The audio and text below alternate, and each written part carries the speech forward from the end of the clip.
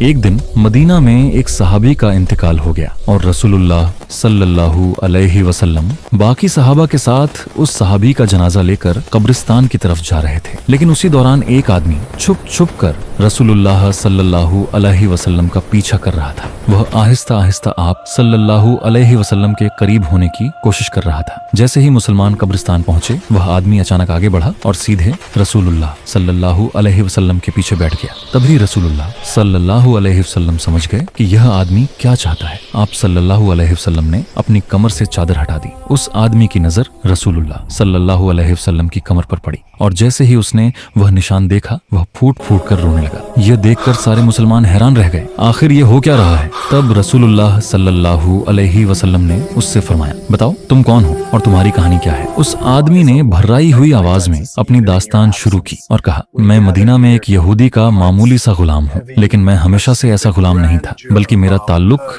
दुनिया की उस वक्त की सुपर पावर फारसी एम्पायर से था, जहाँ मेरे वालिद एक बहुत बड़े सरदार थे। यही वह आदमी था जो आगे चलकर एक अजीम सहाबी बना और उसका नाम था सलमान फारसी रज़ियल्लाहु अन्हु। हजरत सलमान फारसी रज़ियल्लाहु अन्हु फारसी एम्पायर के एक सरदार के घर पैदा हुए थे, इसीलिए उन्होंने बचपन में कभी कोई मेहनत का काम नहीं किया और एक शहजादे की तरह अपनी जिंदगी गुजारी। उस दौर में वह सारा दिन आग की इबादत किया करते थे, क्योंकि उस जमाने में फारसी एम्पायर का मजहब जरदुश्त था, जिसमें लोग आग की पूजा करते थे। इसी वजह से हजरत सलमान फारसी रज़ियल्लाहु अन्हु भी आग की इबादत किया करते थे। जब सलमान फारसी जवान हुए तो एक दिन उनके वालिद ने उन्हें घर से बाहर किसी काम के लिए भेजा। रास्ते में उन्हें एक इमारत नजर आई। उस इमारत से कुछ अजीब सी आवाजें आ रही थीं। जब वह अंदर गए तो उन्होंने देखा कि कुछ ईसाई अपने खुदा की इबादत कर रहे थे। हजरत सलमान फारसी रज़ियल्लाहु अन्हु को उनकी आवाज और इबादत करने का तरीका बहुत पसंद आया। उन्होंने अपना पूरा दिन उसी चर्च में गुजार दिया और यहीं उन्होंने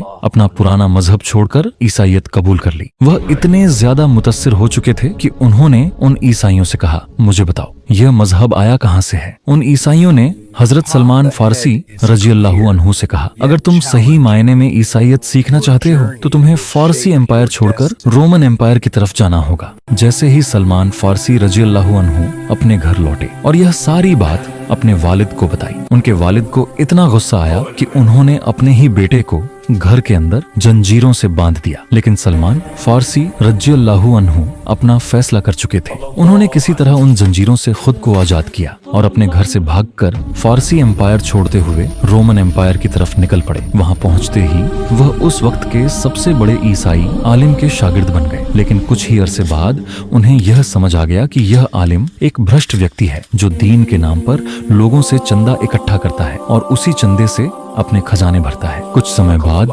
जब वह आलिम मर गया और लोग उसे बड़ी इज्जत के साथ दफन करने के लिए जमा हुए, तो हजरत सलमान फारसी रज़ियल्लाहु अन्हु ने उसके सारे खजाने लोगों के सामने खोल दिए और उसे सबके सामने बेनकाब कर दिया। यह देखकर लोगों का गुस्सा फूट पड़ा। उन्होंने उस आलिम को दफनाने के बजाय एक खंभे से बांध दिया और उस पर पत्थर बरसाने लगे। इस भ्रष्ट आलिम की जगह अब एक नया आलिम आया, जिसके बारे में हजरत सलमान फारसी रज़ियल्लाहु अन्हु कहा करते थे कि वह वाकई एक बहुत ही नेक और सच्चा इंसान था। लेकिन बहुत अरसे बाद जब वह आलिम भी अपनी मौत के करीब पहुंचा, तो हजरत सलमान फारसी रज़ियल्लाहु अन्हु उसके पास गए और उससे कहा, मुझे किसी ऐसे आलिम के बारे में बताइए जो आपकी तरह नेक और सच्चा हो। हजरत सलमान के टीचर ने उन्हें इराक में एक बहुत बड़े आलिम का पता बताया। इसके बाद वो सीधा शाम को छोड़कर इराक की तरफ रवाना हुए और उस नए आलिम के साथ रहने लगे। जब यह आलिम भी मरने के करीब पहुंचे तो हजरत सलमान ने उनसे भी वही सवाल किया। उन्होंने हजरत सलमान को तुर्की में एक और आलिम की तरफ रवाना किया। अब हजरत सलमान तुर्की में रहने लगे और जब यह स्कॉलर भी मरने के करीब पहुंचा तो उन्होंने हजरत सलमान को तुर्की में ही एक और आलिम की तरफ भेज दिया। और फिर कुछ अरसे बाद जब यह आलिम भी मरने लगा तो हजरत सलमान ने उनसे भी कहा, मुझे किसी बड़े आलिम की तरफ भेज दीजिए। लेकिन इस आलिम ने उनसे कहा, नहीं, मेरे बाद अब पूरी दुनिया में हमारे रिलीजन का कोई भी बड़ा आलिम नहीं रहा, क्योंकि हजरत सलमान के ये सारे टीचर्स नेस्टोरियन क्रिश्चियंस थे, जो उस जमाने के बाकी क्रिश्चियंस से बिल्कुल अलग थे। दुनिया के बाकी सारे क्रिश्चियंस ईसा अलैहिस्सलाम को अपना खुदा मानते थे, लेकिन ये क्रिश्चियंस उन्हें सिर्फ एक इंसान समझते थे। बाकी सारे क्रिश्चियंस 3000। मरियम अलैहिस्सलाम को मदर ऑफ गॉड कहते थे, यानी खुदा की माँ। लेकिन नेस्टोरियन क्रिश्चियंस मरियम अलैहिस्सलाम को सिर्फ ईसा अलैहिस्सलाम एक इंसान की माँ मानते थे, जो बिल्कुल मुसलमानों के अकीदे से मिलता जुलता है। इसीलिए उस स्कॉलर ने हजरत सलमान से कहा, अब बाकी सारे क्रिश्चियंस को छोड़ दो, क्योंकि वक्त आ चुका है दुनिया में एक नए पैगंबर के आने का। और फिर उसने कहा, मैं तुम्हें उस पैगंबर की निशानियां बताता हूँ। वो पैगंबर इब्राहिम अलैहिस्सलाम के रिलीजन पर होंगे। वो अरब की जमीन पर पैदा होंगे। वो एक ऐसी जगह की तरफ हिजरत करेंगे जहां बहुत सारे खजूर के दरख्त होंगे। वह इलाका 2 वोल्केनिक पहाड़ों के दरमियान होगा। वो पैगंबर कभी भी किसी से चैरिटी नहीं लेंगे, लेकिन अगर कोई उन्हें गिफ्ट दे तो उसे कबूल करेंगे, और उनकी पीठ पर नबूवत का एक यूनिक निशान होगा। ये सब कहने के बाद वह स्कॉलर फौत हो गया। लेकिन ये निशानियां सुनते ही हजरत सलमान ने अपना सारा सामान बांध लिया और किसी तरह तुर्की से अरब जाने की प्लानिंग करने लगे। आखिरकार उन्हें दूर से एक अरब काफिला नजर आया। हजरत सलमान ने उन काफिले वालों से कहा, अगर तुम लोग मुझे अरब तक ले जाओ तो मैं बदले में तुम्हें अपनी बकरियां और गायें दे दूंगा। उन्होंने कहा, ठीक है। और इस तरह हजरत सलमान फारसी दुनिया के आखिरी पैगंबर की तलाश में अरब की तरफ रवाना हो गए। लेकिन जैसे ही यह काफिला अरब की जमीन पर पहुंचा तो इन धोखेबाज लोगों ने हजरत सलमान फारसी को पकड़ लिया और बाजार में एक गुलाम की तरह बेच दिया। सलमान फारसी को खरीदने वाला एक यहूदी आदमी था, जो उन्हें खरीदकर सीधे अपने घर ले आया। हजरत सलमान फारसी के सारे प्लान्स टूट गए। लेकिन आहिस्ता आहिस्ता जब सलमान फारसी इस नए शहर में घूमने लगे तो वो यह देखकर हैरान रह गए कि इस शहर में बहुत सारे खजूर के दरख्त थे, और यह शहर 2 वोल्केनिक पहाड़ों के दरमियान था। इस शहर का नाम था मदीना। इसीलिए सलमान फारसी मदीना के हर कोने में जाकर उस पैगंबर को ढूंढने लगे। लेकिन मसला यह था कि यहाँ अभी कोई पैगंबर जाहिर नहीं हुए थे। अब सलमान फारसी अपने यहूदी मालिक के घर में उसी पैगंबर के इंतजार में रहने लगे। और फिर एक दिन हजरत सलमान फारसी जब अपने मालिक के बाग में एक दरख्त पर चढ़े हुए थे और नीचे उनका मालिक खड़ा था, तभी अचानक मालिक का एक दोस्त बहुत गुस्से में आया और कहने लगा, मदीना के लोग तो पागल हो गए हैं, एक ऐसे आदमी के पीछे चल पड़े हैं जो अपने आप को पैगंबर कहता है, बल्कि वो आज ही मक्का से मदीना पहुंचा है। हजरत सलमान फारसी रजी अल्लाहु अन्हु खुद कहते हैं, जब मैंने दरख्त के ऊपर यह सब सुना तो मेरी हालत ऐसी हो गई कि मुझे डर लगने लगा, कहीं मैं बेहोश होकर अपने मालिक के सिर पर ही न गिर जाऊं। लेकिन हजरत सलमान ने अपने आप को कंट्रोल किया और दरख्त से जल्दी जल्दी नीचे उतरकर उस आदमी के पास गए और कहा, ये तुम क्या कह रहे हो? हजरत सलमान की यह एक्साइटमेंट देखकर उनके यहूदी मालिक को गुस्सा आया। उन्होंने हजरत सलमान को जोर से मुक्का मारा और कहा, ए गुलाम, तुम्हारा इससे क्या लेना देना, जाओ अपना काम करो। लेकिन सलमान फारसी रजी अल्लाहु अन्हु को समझ आ गया था कि यही वह पैगंबर है जिसका मुझे मेरे टीचर ने बताया था। लेकिन अब भी कुछ निशानियां बाकी थीं। इसलिए कुछ ही दिनों बाद हजरत सलमान छुट्टी लेकर रसूलुल्लाह सल्लल्लाहु अलैहि वसल्लम के पास गए और कहा, मैंने सुना है आप बहुत नेक आदमी हैं और आपके साथ बहुत सारे गरीब लोग भी हैं, तो मैं आप सबके लिए यह चैरिटी सदका लेकर आया हूँ। यह देखकर रसूलुल्लाह सल्लल्लाहु अलैहि वसल्लम ने सहाबा से कहा, तुम यह खा लो, और खुद सलमान फारसी के सदके के खाने से कुछ नहीं खाया। इस पर सलमान फारसी ने अपने दिल में कहा, चलो एक निशानी तो पूरी हो गई। अब यहाँ एक बहुत ही इंटरेस्टिंग सवाल है कि आखिर रसूलुल्लाह सल्लल्लाहु अलैहि वसल्लम सदका क्यों नहीं लेते थे? क्योंकि कुछ स्कॉलर्स समझते हैं कि अगर रसूलुल्लाह सल्लल्लाहु अलैहि वसल्लम सदका एक्सेप्ट कर लेते तो हर आदमी अपना सारा सदका सिर्फ और सिर्फ रसूलुल्लाह सल्लल्लाहु अलैहि वसल्लम और उनके खानदान को देता और बाकी सहाबा को कुछ नहीं मिलता। इसलिए रसूलुल्लाह सल्लल्लाहु अलैहि वसल्लम सदका एक्सेप्ट नहीं करते थे। अलैहि वसल्लम और उनका खानदान कभी किसी से चैरिटी नहीं लेते थे। सलमान फारसी वापस अपने घर आए और कुछ दिनों बाद कुछ और चीजें जमा करके दोबारा रसूलुल्लाह सल्लल्लाहु अलैहि वसल्लम के पास गए और उनके सामने खाने की चीजें रखी। लेकिन इस बार उन्होंने कहा, यह सदका नहीं बल्कि गिफ्ट है। यह सुनकर रसूलुल्लाह सल्लल्लाहु अलैहि वसल्लम ने कहा, यह सदका नहीं बल्कि गिफ्ट है। अलैहि वसल्लम ने हजरत सलमान के गिफ्ट को बाकियों को भी खिलाया और खुद भी खाया। सलमान फारसी ने सोचा दूसरी निशानी भी पूरी हो गई, अब सिर्फ एक ही निशानी बची थी। रसूलुल्लाह सल्लल्लाहु अलैहि वसल्लम के पीठ पर नबूवत का निशान। लेकिन हजरत सलमान हैरान थे कि अब वह निशान आखिर देखेंगे कैसे, और ऑफ कोर्स पूछ भी नहीं सकते थे क्योंकि रसूलुल्लाह सल्लल्लाहु अलैहि वसल्लम के आसपास हजरत उमर और बाकी सहाबा हर समय तलवार लेकर खड़े रहते थे। आखिर हिजरत के कुछ ही अरसे बाद मदीना में पहला सहाबी फौत हो गया और इस सहाबी के जनाजे में सहाबा के साथ रसूलुल्लाह सल्लल्लाहु अलैहि वसल्लम भी शामिल थे। इसलिए इसी दिन हजरत सलमान फारसी रसूलुल्लाह सल्लल्लाहु अलैहि वसल्लम के साथ मदीना में थे। सल्लल्लाहु अलैहि वसल्लम का छुप छुप कर पीछा करने लगे, लेकिन जैसे ही वह रसूलुल्लाह सल्लल्लाहु अलैहि वसल्लम के करीब पहुंचे, रसूलुल्लाह सल्लल्लाहु अलैहि वसल्लम ने खुद ही अपनी कमर से चादर हटा दी। सलमान फारसी रजी अल्लाहु अन्हु ने देखा कि रसूलुल्लाह सल्लल्लाहु अलैहि वसल्लम की पीठ पर वही निशान था जिसका उनके टीचर ने उन्हें बताया था। यह देखकर हजरत सलमान फारसी रोने लगे और इसी कब्रिस्तान में सलमान फारसी रजी अल्लाहु अन्हु ने अपनी पूरी कहानी रसूलुल्लाह सल्लल्लाहु अलैहि वसल्लम को सुनाई। वो सलमान फारसी जो किसी जमाने में आग की इबादत किया करता था, उसके बाद एक बहुत बड़ा क्रिश्चियन स्कॉलर बना और अब उन्होंने फाइनली इस्लाम कबूल कर लिया। लेकिन जैसे ही उन्होंने इस्लाम कबूल किया, उसके कुछ ही अरसे बाद इस्लाम की पहली जंग का वक्त आया, जंग बदर। अब एक तरफ मुसलमान बहादुरी से लड़ रहे थे, लेकिन हजरत सलमान इस जंग के बजाय मदीना में अपने यहूदी मालिक के घर में थे और उनका दिल बहुत चाह रहा था कि वह बदर की जंग में जाए, लेकिन उनके यहूदी मालिक ने उन्हें इजाजत नहीं दी। जंग बदर के बाद जब जंग ओहद का वक्त आया, तब भी उनके मालिक ने उन्हें जंग में जाने की अनुमति नहीं दी। लेकिन आखिरकार बदर और ओहद की जंगों के बाद एक दिन रसूलुल्लाह सल्लल्लाहु अलैहि वसल्लम ने हजरत सलमान को अपने पास बुलाया और कहा, जाओ और अपने यहूदी मालिक से अपनी आजादी की कीमत पूछो। इस वक्त मदीना के यहूदी मुसलमानों से नफरत करते थे और मुसलमानों की इस मदीना की रियासत को हर तरह से कमजोर करने की कोशिश करते रहते थे। जब मुसलमान उनसे कुछ खरीदते थे, यहूदी उसे डबल और ट्रिपल प्राइस में बेचते थे। जैसे कि हजरत उस्मान ने एक आम सा कुआं एक यहूदी से बहुत ही महंगा खरीदा था। अब जब हजरत सलमान अपने यहूदी मालिक के पास आए, तो उनके मालिक ने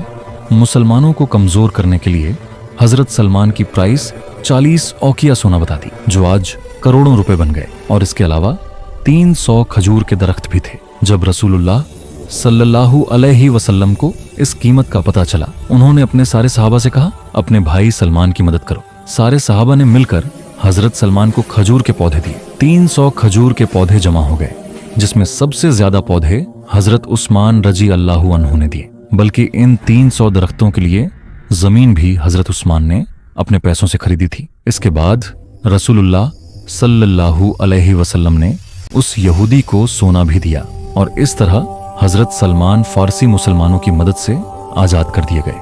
हजरत सलमान, जो असल में पर्शियन एम्पायर से थे, अब मदीना में सिटीजनशिप प्राप्त कर चुके थे। मतलब उस जमाने में एक आम मुसलमान को आसानी से मदीना की सिटीजनशिप मिल जाती थी। जैसे ही सलमान फारसी आजाद हुए, मुसलमानों की तीसरी बड़ी जंग का वक्त आया, जंग खंदक। जब मक्का का सरदार अबू सुफियान 10,000 की फौज लेकर मदीना पर हमले की तैयारी कर रहा था। जब इसकी खबर मदीना तक पहुंची, रसूलुल्लाह सल्लल्लाहु अलैहि वसल्लम ने सारे सहाबा को जमा किया और पूछा, हम इस 10,000 की फौज से अपने मदीना को कैसे डिफेंड कर सकते हैं? सब सहाबा अपनी राय देने लगे, लेकिन इनमें ऐसी कोई भी राय नहीं थी जो 10,000 की फौज से मदीना को बचा सके। अचानक इस महफिल में एक सहाबी की आवाज आई, जिन्होंने कहा, मेरे पास एक आइडिया है। बहुत साल पहले जब मैं सुपर पावर पर्शियन एम्पायर में रहता था और कोई बड़ी फौज हम पर हमला करती थी, हम अपने शहर के बाहर एक खंदक खोदा करते थे ताकि दुश्मन चाहे कितना भी बड़ा हो, वह इसे पार ना कर सके। ये नया आइडिया सुनकर सारे सहाबा रसूलुल्लाह सल्लल्लाहु अलैहि वसल्लम की तरफ देखने लगे। रसूलुल्लाह सल्लल्लाहु अलैहि वसल्लम ने अपना सर उठाया और मुस्कुरा रहे थे, जिससे सबको समझ आ गया कि यह जंग खंदक मदीना के मुसलमानों हजरत सलमान के इस आइडिया से कितने इंप्रेस हुए। मदीना के अंसार कहने लगे, सलमान हमारे ग्रुप से हैं क्योंकि वे हिजरत से पहले ही मदीना में रहते थे। लेकिन मदीना के मुहाजिरीन ने कहा, नहीं सलमान, हम सबसे पहले पर्शियन एम्पायर से हिजरत करके मदीना आए थे, मतलब वह हम मुहाजिरीन में से हैं। ये सुनकर हजरत सलमान फारसी बहुत खुश हुए क्योंकि कुछ अरसा पहले वह मदीना के एक आम से गुलाम थे। इसके बाद सलमान फारसी रजी अल्लाहु अन्हु के आइडिया से मुसलमान जंग खंदक जीत गए। इसी जंग में रसूलुल्लाह सल्लल्लाहु अलैहिस्सलाम ने हजरत सलमान फारसी से यह भी फरमाया कि जब मुसलमान तुम्हारे इलाके पर्शियन एम्पायर को फतह करेंगे तुम भी मुसलमानों की उसी फौज में शामिल हो। जंग खंदक के बाद रसूलुल्लाह सल्लल्लाहु अलैहि वसल्लम ने हजरत सलमान को एक और सहाबी अब्बू दरदा रजी अल्लाहु अन्हु का भाई बनाया। अब्बू दरदा भी सलमान फारसी की तरह एक नेक सहाबी थे जो घर के बजाय अपना ज्यादातर वक्त मस्जिद और इबादत में गुजारते थे। एक दिन हजरत अब्बू दरदा की बीवी ने हजरत सलमान फारसी से शिकायत की कि अब्बू दरदा मुझे और घर को बहुत ही कम टाइम देते हैं और हर दिन रोजा और इबादत में गुजारते हैं। अगले दिन जब हजरत अब्बू दरदा अपने घर आए और खाने का वक्त हुआ, उन्होंने खाना नहीं खाया और कहा मेरा रोजा है। लेकिन हजरत सलमान फारसी रजी अल्लाहु अन्हु ने उनसे कहा अपना रोजा तोड़ो और खाना खाओ। हजरत सलमान की बात पर मजबूरन अब्बू दरदा ने खाना खा लिया और अपना रोजा तोड़ दिया। रात को जब सब सोने लगे, हजरत अब्बू दरदा उठे और इबादत करने लगे। हजरत सलमान ने उन्हें रोका और कहा बस करो, अब सो जाओ। तुम्हारे ऊपर अल्लाह का हक तो है, लेकिन तुम्हारे जिस्म और तुम्हारी बीवी का भी हक तुम्हारे ऊपर है।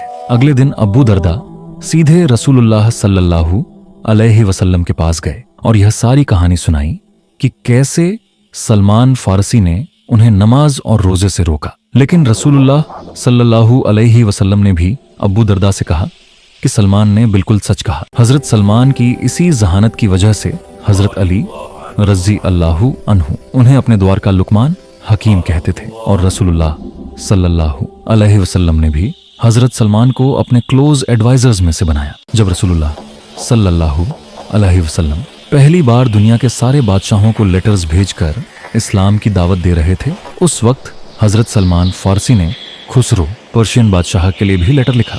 हजरत सलमान फारसी ने ही पहली बार कुरान को फारसी जबान में लिखना शुरू किया। इस तरह हजरत सलमान फारसी रजी अल्लाहु अन्हु रसूलुल्लाह सल्लल्लाहु अलैहि वसल्लम के आखिरी दिन तक उनके सबसे करीबी दोस्तों में से रहे और रसूलुल्लाह सल्लल्लाहु अलैहि वसल्लम की वफात के बाद भी हजरत सलमान खिलाफत के सबसे बड़े जनरल्स में से थे। जब हजरत उमर खलीफा बने और मुसलमानों ने पर्शियन एम्पायर के कैपिटल पर हमला करने का फैसला किया, हजरत सलमान फारसी को भी उसी फौज में जाने का हुक्म मिला। अब सलमान फारसी रजी अल्लाहु अन्हु जो सालों पहले पर्शियन एम्पायर छोड़कर मदीना आए थे, अब मदीना की फौज का जनरल बनकर वापस पर्शियन एम्पायर की तरफ रवाना हुए। कहा जाता है कि जब भी मुसलमान पर्शियन एम्पायर के किसी किले को फतह करने जाते थे, हजरत सलमान फारसी पहले ही वहां के लोगों से उनकी ही जबान में बात किया करते थे और उन्हें कहा करते थे कि अगर तुम भी इस्लाम कबूल करोगे तो मुसलमान तुम्हें उतनी इज्जत देंगे जितनी मुझे देते थे, क्योंकि मुसलमानों की खिलाफत में